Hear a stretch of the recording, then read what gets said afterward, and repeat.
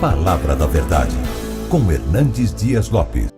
O texto que eu vou ler está em Marcos capítulo 14, verso de 1 a 9.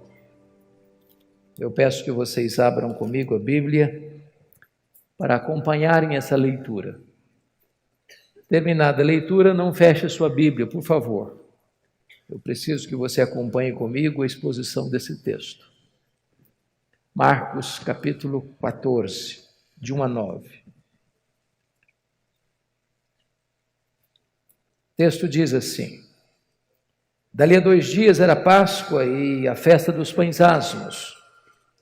E os principais sacerdotes e os escribas procuravam como prenderiam Jesus à traição e o matariam, pois diziam: não durante a festa, para que não haja tumulto entre o povo. Estando Jesus em Betânia, reclinado à mesa em casa de Simão, o leproso, veio uma mulher trazendo um vaso de alabastro com preciosíssimo perfume de nardo puro. E quebrando o alabastro, derramou o bálsamo sobre a cabeça de Jesus. Indignaram-se alguns entre si e diziam: para que esse desperdício de bálsamo? Porque este perfume poderia ser vendido por mais de 300 denários e dar-se aos pobres. E murmuravam contra ela. Mas Jesus disse: deixai-a, por que a molestais? Ela praticou boa ação para comigo. Porque os pobres sempre os tendes convosco, e quando quiserdes podeis fazer-lhes bem, mas a mim nem sempre me tendes.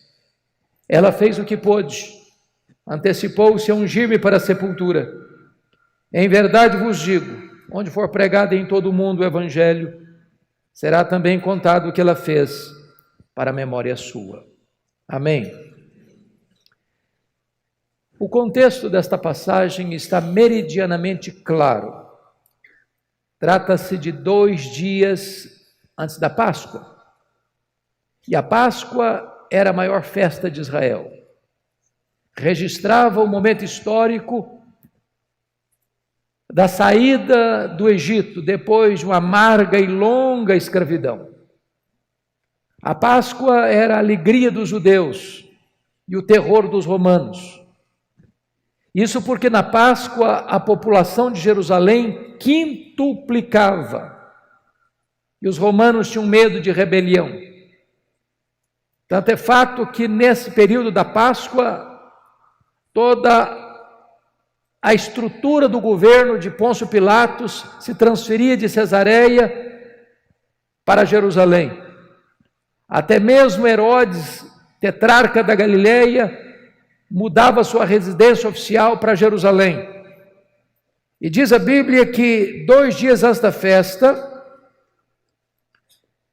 os principais sacerdotes e os escribas mancomunavam, urdiam, conspiravam nos bastidores do poder eclesiástico em como prender Jesus à traição para matá-lo depois da festa.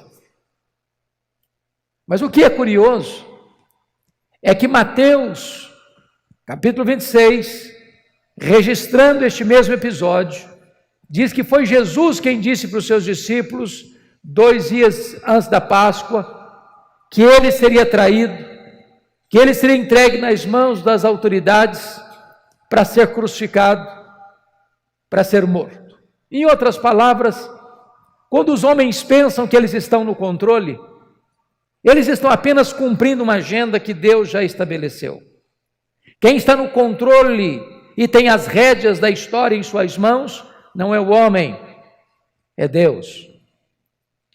É curioso que, enquanto as autoridades maiores de Israel urdem, conspiram para matarem Jesus, bem próximo dali, na aldeia de Betânia, uma família prepara uma festa para Jesus.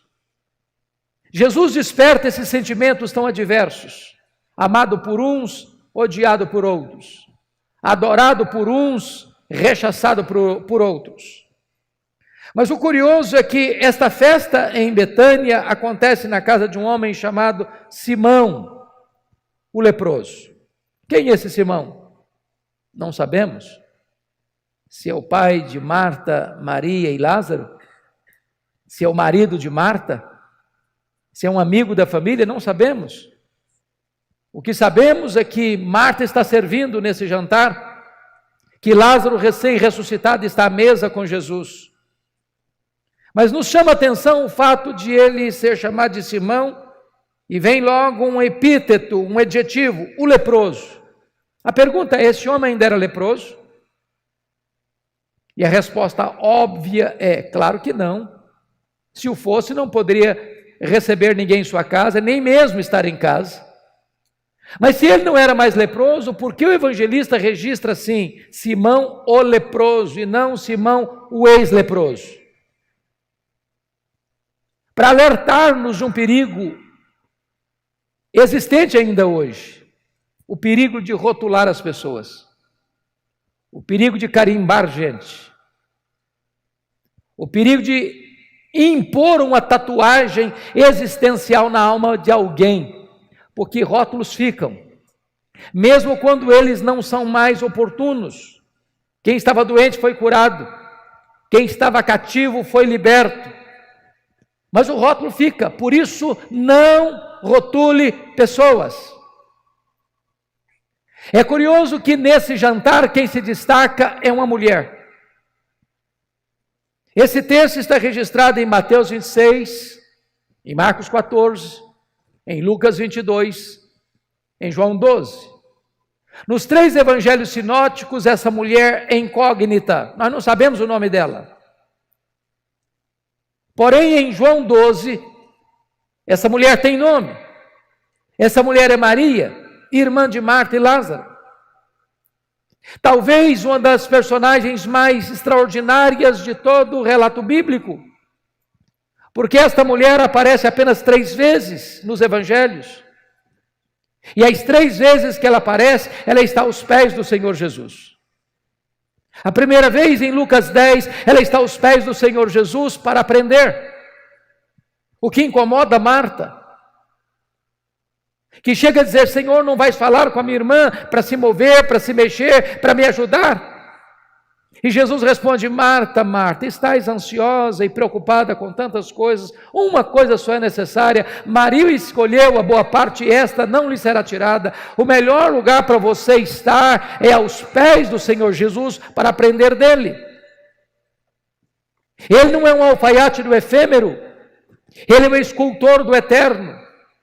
Ele não veio para ensinar banalidades, ele veio para nos ensinar a própria verdade eterna da salvação. A segunda vez que essa mulher aparece na Bíblia é em João capítulo 11. E ela mais uma vez está aos pés de Jesus, agora para chorar, para derramar diante do Senhor a sua dor, para encontrar nele refrigério e consolo para a angústia da sua alma. Não há melhor lugar para você estar, para buscar refrigério do céu e consolo de Deus, a não ser aos pés do Senhor Jesus. Mas a última vez que Maria aparece na Bíblia é nesse texto. E ela está novamente aos pés de Jesus. Agora não mais para aprender ou chorar, mas agora para agradecer. E a pergunta é: agradecer o quê? Muito provavelmente, o maior milagre público de Jesus, a ressurreição de Lázaro, seu irmão. E diz o texto que Jesus já estava à mesa, reclinado à mesa, quando Maria vem por trás, trazendo um vaso de alabastro. Alabastro é uma pedra ornamental, contendo um perfume preciosíssimo. E diz Mateus que esse vaso está cheio. E diz João 12 que esse vaso tem 1 libra de perfume. Você sabe que 1 libra é uma medida. 1 litro tem 2,2 libras. Logo, nós estamos falando de um vaso ornamental que tem aproximadamente meio litro, meio quilo de perfume. E diz o texto que Maria vem e quebra esse vaso e derrama todo esse perfume sobre a cabeça de Jesus, e toda a casa se enche com o perfume. Esse perfume escorre pelo corpo de Jesus. Ela solta os seus cabelos e enxuga os pés de Jesus com os seus cabelos. Isso provoca uma reação dos discípulos, dizendo: mas para que esse desperdício? Judas, que era o tesoureiro do grupo, diz: com esse perfume poderíamos ter 300 denários e dar aos pobres. E diz a Bíblia que desta maneira eles agridem essa mulher, eles criticam essa mulher, eles murmuram contra essa mulher, eles molestam esta mulher, e Jesus sai em defesa dela dizendo: por que a molestais? Ela praticou boa ação para comigo. Os pobres sempre os tendes convosco, mas a mim nem sempre me tendes. Ela fez o que pôde, ela antecipou-se para ungir-me para a sepultura. E em verdade vos digo, em todo mundo onde for pregado o Evangelho, será contado o que ela fez para a memória sua. Eu gostaria, portanto, à luz desta passagem, partilhar com vocês 8 atitudes de Maria, 8 atitudes de Maria, que nos mostram que Deus é o Deus Supremo, que no coração dela não tem outros ídolos, mas que o Senhor Jesus é a própria razão suprema da sua vida. Se você tem papel e caneta, sugiro você anotar.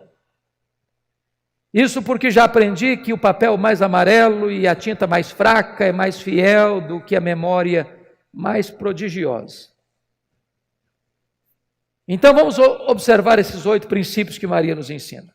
Com a Bíblia aberta comigo, vejamos. Primeiro, olha o versículo 8, a parte B, está escrito assim: ela fez o que pôde. Você pode repetir essa frase comigo? Ela fez o que pôde. Sempre que leio isso, eu pergunto ao meu coração: eu estou fazendo para Jesus tudo o que eu posso? Porque às vezes nós fazemos, mas não fazemos de todo o coração. Às vezes fazemos relaxadamente. Às vezes fazemos com a motivação errada. Às vezes não fazemos de forma íntegra. Maria fez o que pôde. Você tem feito o que você pode para Jesus? Ele é o primeiro, Ele é o único. Ele tem um espaço absoluto no seu coração, na sua mente, na sua agenda, na sua casa. Ele é o centro da sua vida. Eu gosto muito da história da igreja. E gosto porque a história será nossa pedagoga, ou então nossa coveira. E me traz à mente agora o que aconteceu no dia 23 de setembro de 1723, às 11 horas da manhã, na Alemanha, quando um homem chamado Ludwig van Zinzendorf começa uma reunião de oração que durou 100 anos. E esse movimento foi um dos momentos mais importantes de reavivamento, de despertamento missionário na história da igreja. É o movimento conhecido como o movimento dos morávios. E na Alemanha, os morávios, mesmo sendo pobres na época, cada 19 moravianos sustentavam um missionário fora da Alemanha. Alguns deles, não tendo dinheiro para enviar para a obra missionária, vendiam-se como escravos para comprar passagem de ida, para investir o resto dos seus dias para levar a esperança do Evangelho aos povos mais distantes do mundo. Quando eu olho um exemplo desse, eu pergunto ao meu coração: eu estou fazendo o que eu posso? Pois Maria fez o que pôde. Segunda coisa que eu aprendo com Maria é que ela fez o seu melhor. Confira comigo o versículo 3. Ela está trazendo um perfume que os evangelhos chamam de preciosíssimo. Esse perfume foi feito de uma essência chamada nardo. E os evangelistas têm o cuidado de dizer que esta essência não era híbrida, misturada, mas nardo puro. Essa essência não se encontrava em Israel. Era caríssima e era raríssima. Só era encontrado na época nas cordilheiras do Himalaia, de um arbusto seco que era moído e transportado em lombos de camelos. Agora eu pergunto a você, se você tem um perfume caro, e eu acho que vocês têm, como é que vocês usam? Com muito cuidado, não? Só um pouquinho, em ocasiões especiais. Agora notem Maria, ela vem trazendo esse perfume, que tem aproximadamente meio litro, meio quilo, que foi avaliada em mais de 300 denários. Um denário era o salário de um trabalhador durante o dia todo. Portanto, estamos falando que cada grama desse perfume valia um dia de serviço. Cada gota desse perfume correspondia a um dia de trabalho. As economias de um ano. E ela não abre esse perfume. Ela não abre esse frasco. Ela quebra o vaso. Por que ela quebra o vaso? Porque ela está dizendo o seguinte: eu não quero que sobre nem uma gota. Tudo que eu tenho, o melhor que eu tenho, vai estar a serviço de Jesus. Ela faz o seu melhor. A pergunta é: você tem feito o seu melhor para Jesus? Você tem colocado a serviço dele o melhor que você tem? Maria fez o seu melhor. Mas em terceiro lugar, à luz do versículo 3, Maria fez sacrificialmente. Talvez você pergunte, mas como uma moça pobre, de uma família pobre, vivendo numa aldeia pobre, de um território dominado por um império estrangeiro, e investe um ano de trabalho num frasco, num vaso de perfume? Esse perfume não se encontrava em nenhuma perfumaria da época. Ele era comprado gota a gota, grama a grama, ia sendo acondicionado nesse vaso de alabastro para o dia mais importante da vida dessa mulher, o dia das suas núpcias. E ela pega aquilo que era tão importante para ela, que tinha tanto significado para ela, e coloca tudo isso a serviço de Jesus, porque ela não apenas faz o seu melhor, ela faz de forma sacrificial. Eu pergunto a você nesta noite, o que é que você tem feito para Jesus que poderia receber o selo de sacrificial? Tem horas que imagino que as pessoas que não conhecem a Deus como você e eu conhecemos, têm até mais zelo em servir aos seus deuses do que nós em servir ao Deus Supremo. Eu explico. Há 3 anos eu estava pregando na cidade de Porto, em Portugal, e fui visitar uma pequena cidade chamada Águeda, perto de Coimbra. E na medida que viajávamos, eu vi caravanas e caravanas a pé, andando pelo asfalto. E eu perguntei, o que essas pessoas estão fazendo? Me responderam, elas estão indo a Fátima, pagar promessas. E eu perguntei, mas a que distância elas estão caminhando a pé? Me responderam, a mais de 400 quilômetros.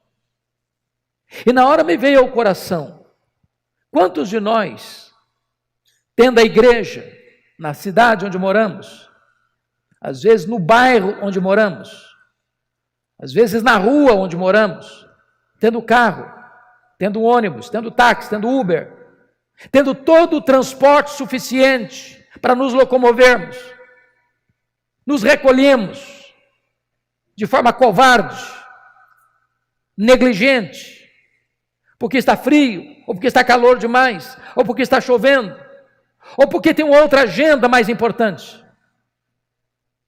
Pois Maria está nos ensinando que nós devemos servir ao Deus que é acima de todos os outros deuses, oferecendo a Ele o que podemos, o nosso melhor, e de forma sacrificial.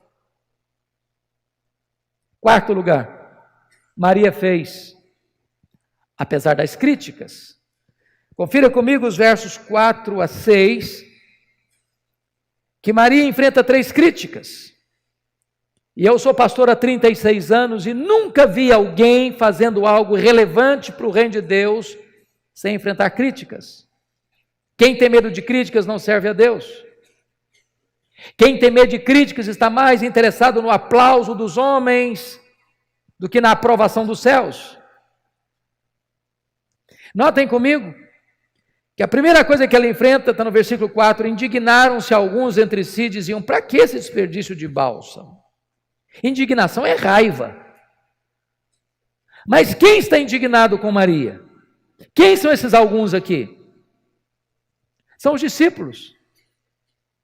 São os líderes da igreja. São aqueles que deviam estar alegre com ela ou imitando o exemplo dela, estão indignados contra ela. Mas notem, eles não estão indignados com o que ela está fazendo. Eles estão indignados para quem ela está fazendo. Se fosse para os pobres, tudo bem, mas para Jesus, não, aí é um exagero, aí é um desperdício. E se indignaram contra ela. Mas notem em segundo lugar, no versículo 5, que está escrito, porque este perfume poderia ser vendido por mais de 300 denários e dar-se aos pobres. E murmuravam contra ela. João diz que quem faz essa avaliação financeira do perfume é Judas Iscariotes, o tesoureiro do grupo.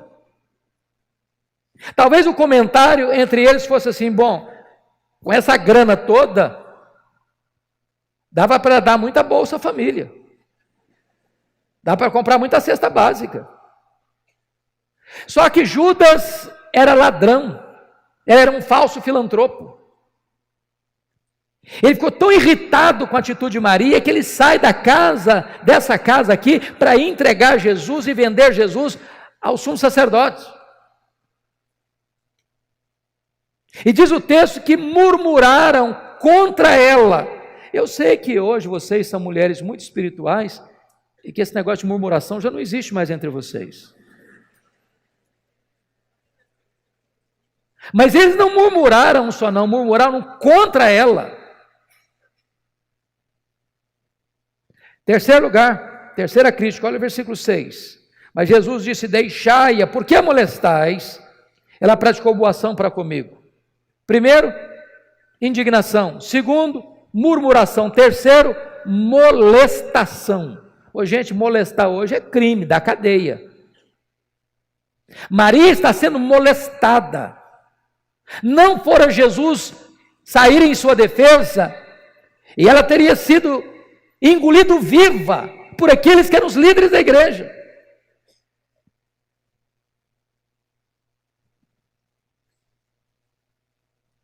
Você tem trabalhado para Jesus? As pessoas têm criticado você? Porque tem crente hipersensível, sabe? Crente cristal.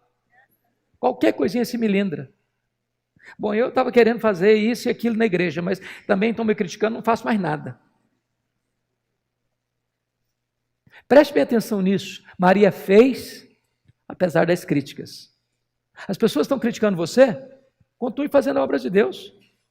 As pessoas estão indignadas contra você? Continue fazendo a obra de Deus. As pessoas estão murmurando contra você? Continue fazendo a obra de Deus. As pessoas estão molestando você? Continue fazendo a obra de Deus. Faça o que você pode, faça o seu melhor, faça sacrificialmente, mas faça também, apesar das críticas. Quinto lugar, quinta lição que Maria nos ensina. Ela fez só para agradar a Jesus. Está em João 12 um fato que os evangelhos sinóticos não registram. É que Maria enxuga os pés de Jesus com os seus cabelos. O que significava isso? O que significa isso para nós hoje? Nada. Nada. Apenas um gesto de humildade. Lá, naquele tempo, uma mulher não podia soltar os cabelos publicamente. Isso era a mesma coisa que deixar margem para suspeita da sua reputação. Isso era colocar em xeque a sua própria honra. Mas Maria tem um coração tão grato, e ela tem tanto que agradecer a Jesus, que ela não consegue ficar muito limitada a determinadas cercas culturais. Ela quebra alguns paradigmas, ela rompe algumas cercas, por uma razão única e simples. Ela não está tão preocupada com o que as pessoas vão pensar dela, com o que as pessoas vão falar dela. Ela só tem um vetor que governa a vida dela, é agradar ao Senhor Jesus. Muitas vezes, minhas irmãs, nós somos muito sensíveis ao que as pessoas pensam, o que as pessoas acham, o que as pessoas falam. Nós ficamos mais preocupados em que as pessoas se agradem de nós do que em nós agradarmos a Jesus. Até na hora do culto.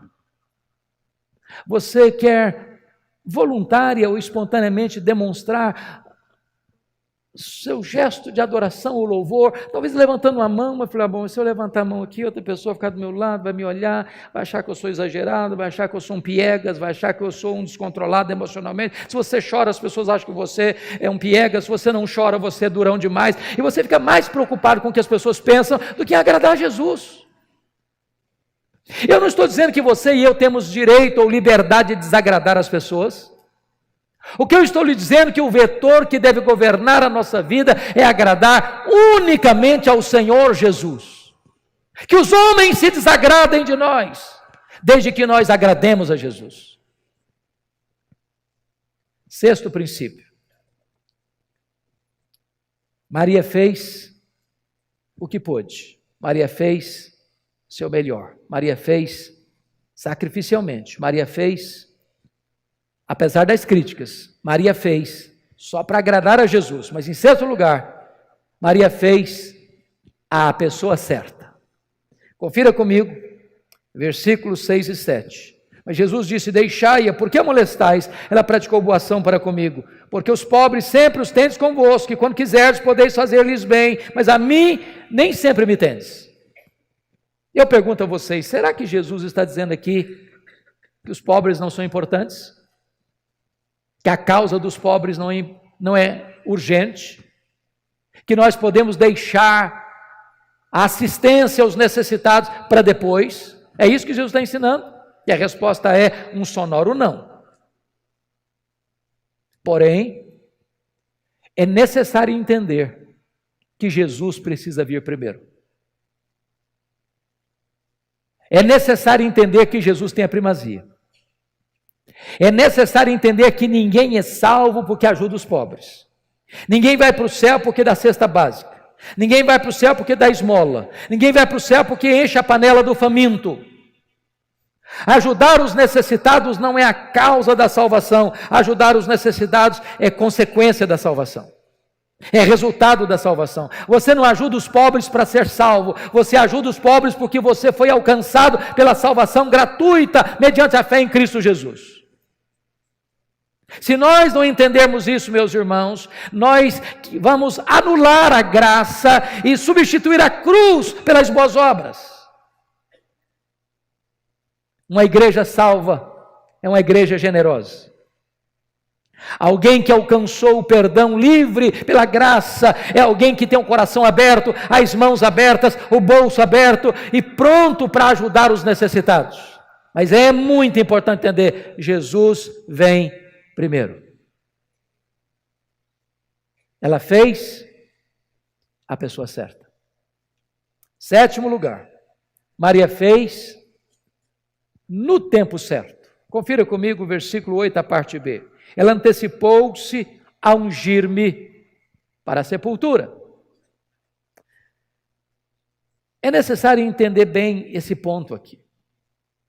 Deixa eu chamar a atenção de vocês para o texto de Lucas 8, quando Jesus estava fazendo o seu ministério itinerante pelas cidades da Galileia, e haviam 204 cidades pequenas, com cerca de 15 mil habitantes, na Galileia naquela época, e Jesus saía de cidade em cidade, aldeia em aldeia, pregando.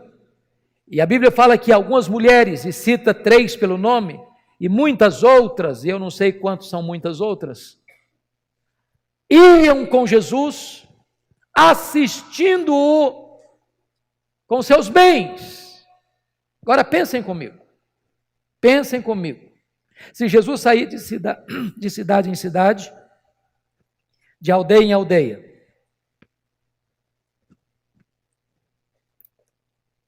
tinham 204 cidades.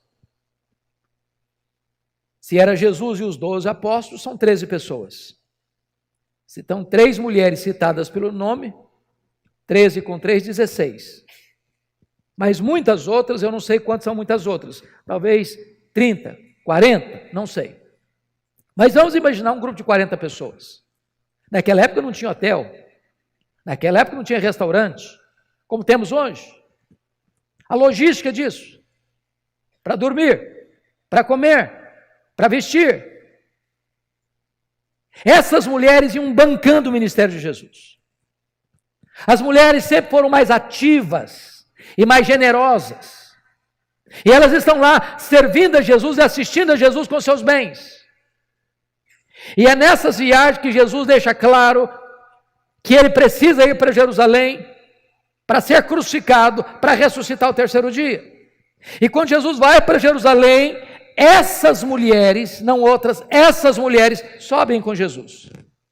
Quando Jesus foi crucificado, somente João está lá. Todos os outros apóstolos fugiram, essas mulheres estão lá. Quando Jesus foi sepultado, não consta nem que João estivesse no sepultamento, mas essas mulheres, diz Lucas, viram onde e como Jesus foi sepultado. Quando chegou o sábado, final do sábado, que era 6 horas da tarde do sábado, elas correram no mercado para comprar especiarias, para vir embalsamar o corpo de Jesus. Mas por quê? Raciocine comigo. Que horas Jesus morreu na sexta-feira? 3 horas da tarde. Que horas ele foi sepultado? Necessariamente antes de começar o sábado, que era sexta-feira, 6 da tarde. Portanto, entre a morte de Cristo e o sepultamento de Cristo, você tem 3 horas. Morreu? Ok, morreu. Bom, não pode tirar o corpo sem permissão. Alguém tem que ir a Pilatos, mas quem vai a Pilatos? Não pode ser alguém comum, tem que ser alguém com certa entrada. Então, José de Arimateia se escolhe e se oferece para ir. Ele vai, chega e fala para Pilatos: olha, queremos tirar o corpo da cruz. Mas não, é muito cedo, não deu para morrer ainda. Vai lá, chama o comandante, traz o comandante aqui. Se ele falar que morreu, bom, então vai alguém lá, chama o comandante vem a Pilatos, morreu sim. Aí emite-se uma permissão para tirar o corpo, tira o corpo, lava o corpo, tem que ir no mercado, comprar linho, comprar perfume, tem que limpar o corpo, tem que passar perfume no corpo, tem que enrolar o corpo em lençol, tem que sair daqui, tem que ir lá no túmulo novo, tem que rolar pedra, tem que depositar o corpo, tem que rolar pedra de novo. Qual a conclusão vocês estão chegando comigo? Muito pouco tempo. As mulheres viram onde e como? As mulheres não gostam de nada mal feito. Elas devem ter pensado: está mal feito esse serviço, vamos fazer direito. Acabou o sábado, correram para o mercado, vamos fazer direito. Quando chegam no domingo de madrugada, uma surpresa, a pedra está rolada, o túmulo está aberto, entram no túmulo e está vazio, saem do túmulo um anjo, perguntando para ela: mas o que você está fazendo aqui? Procurando entre os mortos aquele que está vivo. Ele não está mais aqui não, ele ressuscitou.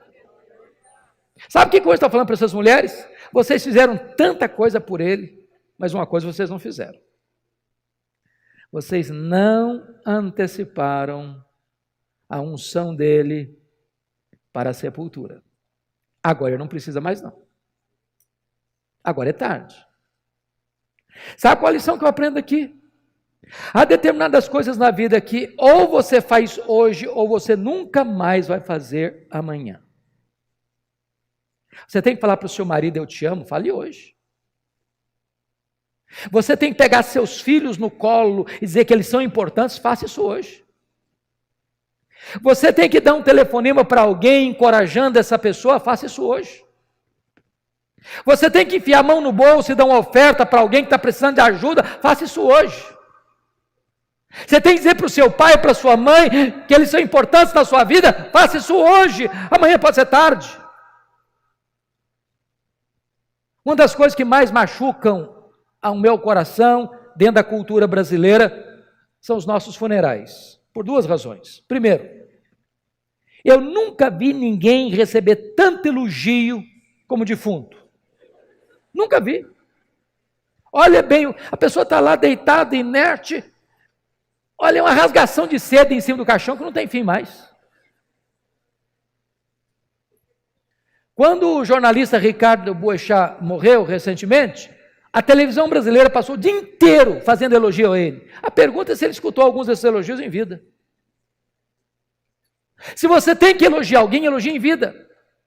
Se você tem que homenagear alguém, homenageie em vida. Depois que morre não adianta mais. A segunda coisa que me choca nos nossos funerais é que defunto recebe mais flor do que vivo. Dá para entender isso? Dá para entender isso? Ô, gente, eu fui num funeral em Vitória, eu contei 86 coroas de flores. 86. Tiver que contratar um caminhão só para levar as flores. E eu fiquei do lado pensando, falei, coitado do defunto, meu Deus. Não consegue cheirar um botão de rosa, mas para que tanta flor para ele? Eu sei que os maridos de vocês são gente extremamente carinhosa, cavalheiros, né? Vocês sempre recebem flores, eu não tenho dúvidas disso. Agora, eu conheço alguns homens que são pão duro, sabe? Que nunca levam uma flor para a esposa. Aí no dia que a abençoada morre, ele vai na funerária, vai na floricultura, e diz, faça uma coroa grande, grande, e nem pede desconto. Nem pede desconto. Agora, você sabe por que os mortos recebem mais flores do que os vivos? É porque a voz do remorso é mais forte do que a voz da gratidão. Você tem que mandar flor para alguém, manda em vida. Maria fez no tempo certo. Pois bem, agora eu quero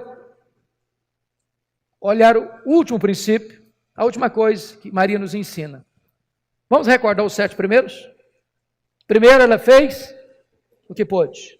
Segundo, ela fez seu melhor. Terceiro, ela fez sacrificialmente. Quarto, ela fez apesar das críticas. Quinto, ela fez só para agradar a Jesus. Sexto, ela fez a pessoa certa.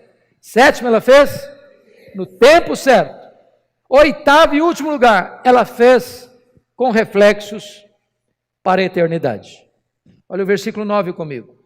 Em verdade vos digo, onde for pregado em todo o mundo o evangelho, será também contado o que ela fez para a memória sua. Isso me impressiona muito, porque foi numa casa humilde, de uma vila humilde, há quase 2000 anos.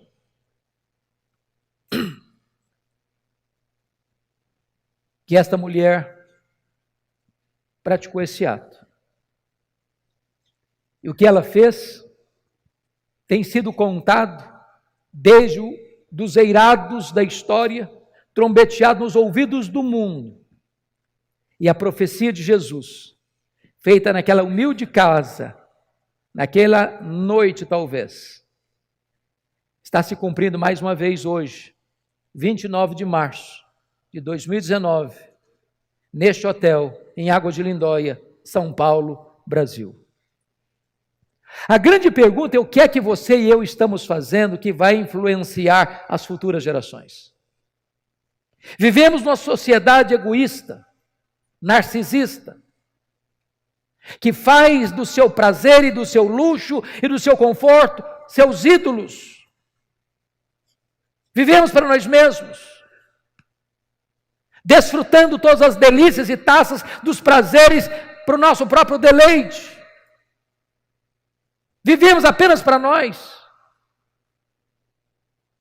Maria está nos ensinando que é necessário fazer algo tão importante hoje, que isso vai reverberar nas futuras gerações. Eu pergunto a você, eu não sei se você pensa sobre isso, de vez em quando passa isso pela minha cabeça, pensando assim, meu Deus, se Jesus não voltar antes e eu morrer, depois de 50 anos, alguém for lá e limpar a poeira da lápide do meu túmulo, será que a minha história vai mexer com alguém? Será que ainda vai impactar alguém? Será que a forma de eu viver hoje, trabalhar hoje, vai influenciar as futuras gerações? Eu pergunto a você, que frase resumiria a sua vida que estará gravada na lápide do seu túmulo? Quem é você? O que você está construindo para o futuro? Que marcas você vai deixar nas futuras gerações? Que legado você vai deixar? Um carro? Uma casa? Um apartamento? Um sítio? Dinheiro no banco? Isso é legado? Eu gostaria de concluir minha fala trazendo à memória esclarecida de vocês 2 exemplos. Um tirado da Bíblia, outro da história da igreja. O tirado da Bíblia é a história de um grande rei de Judá, o rei Ezequias. Diz a Bíblia que ele começou a reinar com 25 anos, que ele reinou 29 anos, que ele morreu, portanto, com 54 anos. A Bíblia diz que este homem foi um homem piedoso. Nunca ninguém foi semelhante a ele, nem antes nem depois. Que esse homem fez reformas espirituais importantes, porque seu pai era um idólatra. E ele promoveu não só a reforma, mas experimentou um grande reavivamento.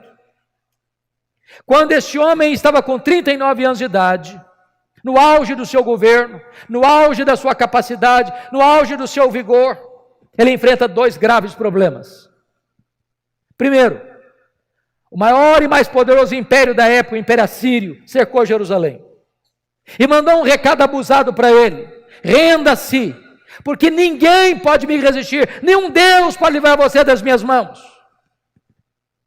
Se não bastasse esse cerco, esse entrincheiramento de um grande império, diz a Bíblia que ele fica doente, uma úlcera incurável. E Deus manda o profeta Isaías na casa dele com uma mensagem expressa: põe em ordem a tua casa, porque morrerás e não viverás.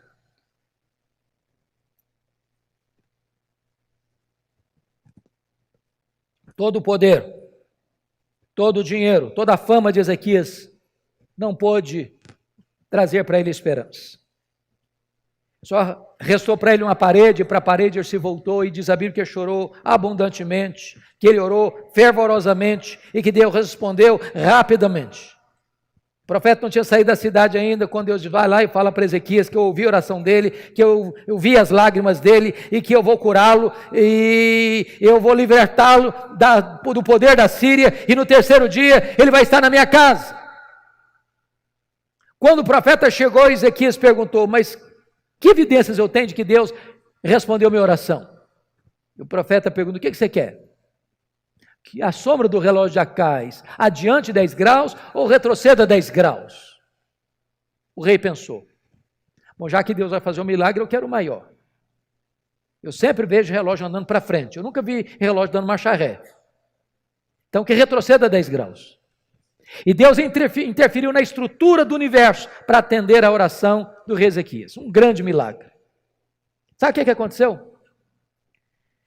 Essa notícia reverberou não só em Judá, mas também para fora dos limites de Israel. Chegou lá na longínqua Babilônia. O rei da Babilônia nomeou uma comitiva diplomática para ir a Ezequias, trazer presentes para Ezequias, congratular-se com Ezequias. E quando Ezequias recebe essa comitiva internacional, ele abre o seu palácio, ele abre os seus tesouros e mostra quão grande ele é, quão poderoso ele é, quão rico ele é, quão influente ele é, e não deu uma palavra sequer de exaltação a Deus. Aquilo foi mal aos olhos do Senhor. Ele exaltou o seu coração. Aí Deus manda de volta o profeta Isaías à sua casa. Isaías chega e pergunta: e aí, Ezequias, estou sabendo que você recebeu uma comitiva? Ah, recebi sim. E aí de onde era? Ah, muito distante, lá da Babilônia. E aí, o que aconteceu? Ah, eu abri meu tesouro, mostrei tudo que eu tenho, quão rico, quão poderoso, quão forte, quão grande eu sou. E aí Isaías diz: pois foi mal o que você fez. Então escute a palavra do Senhor agora. Essa Babilônia vai se tornar um grande império. E essa Babilônia virá de novo. E vai saquear Jerusalém, e tudo que você ajuntou, os outros ajuntaram, tudo isso aí vai ser pilhado, saqueado e levado embora. E tem mais, Ezequias, dos filhos que tu gerares, eles serão levados cativos. E tem mais, Ezequias, os teus filhos do que gerares vão ser castrados, eles não vão poder gerar. Você quer uma coisa pior que essa? Sabe o que o Ezequias disse para o profeta? Boa esta palavra que disseste. Bom, você não está entendendo o que eu estou falando. Eu estou falando que essa Babilônia virá, vai saquear Jerusalém, que os seus filhos vão ser escravos, que os seus filhos vão ser castrados. Você entendeu agora?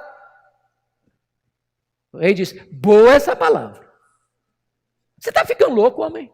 Você perdeu o juízo. Mas ele justificou: boa essa palavra, porque eu, Ezequias, terei paz nos meus dias. Sabe o que ele está dizendo? Quando isso acontecer, eu já empacotei. Quando isso acontecer, eu não estou mais aqui não. Eu só me importo comigo. Desculpem da expressão, ele está dizendo o seguinte: depois que eu morrer, que se danem as futuras gerações, eu não estou nem aí. Lamentável. Profundamente lamentável. Meus irmãos e minhas irmãs, nós precisamos investir nas futuras gerações. A Europa hoje é um continente pós-cristão. Hoje você tem na América do Norte, Estados Unidos e Canadá, muitas igrejas chamadas de dead church, igrejas mortas.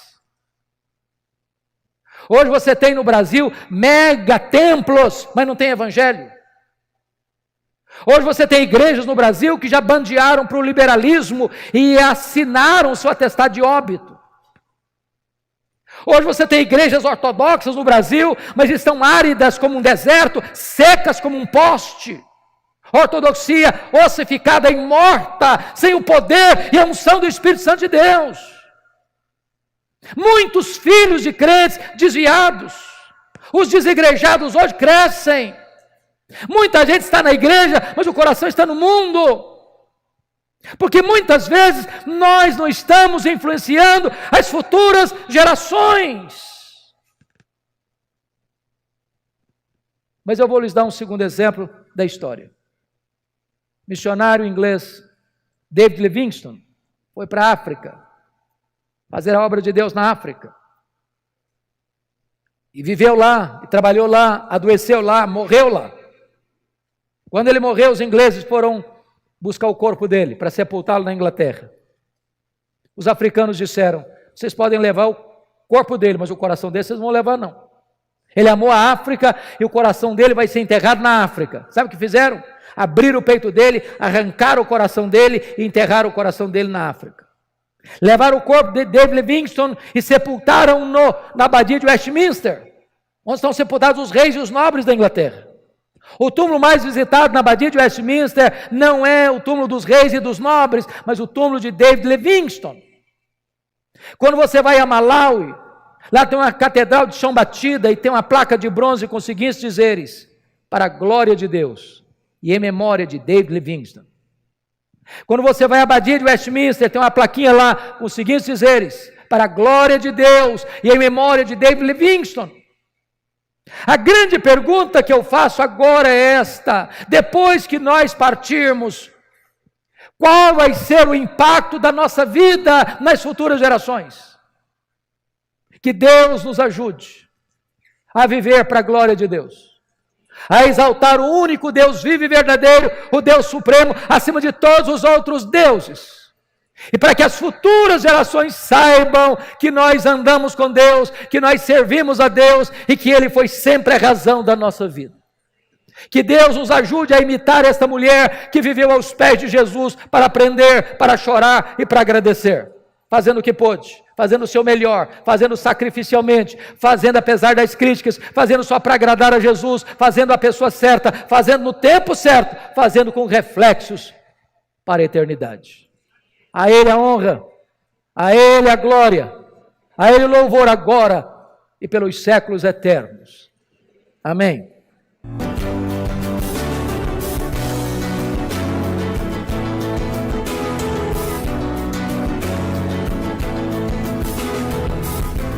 Palavra da Verdade, com Hernandes Dias Lopes.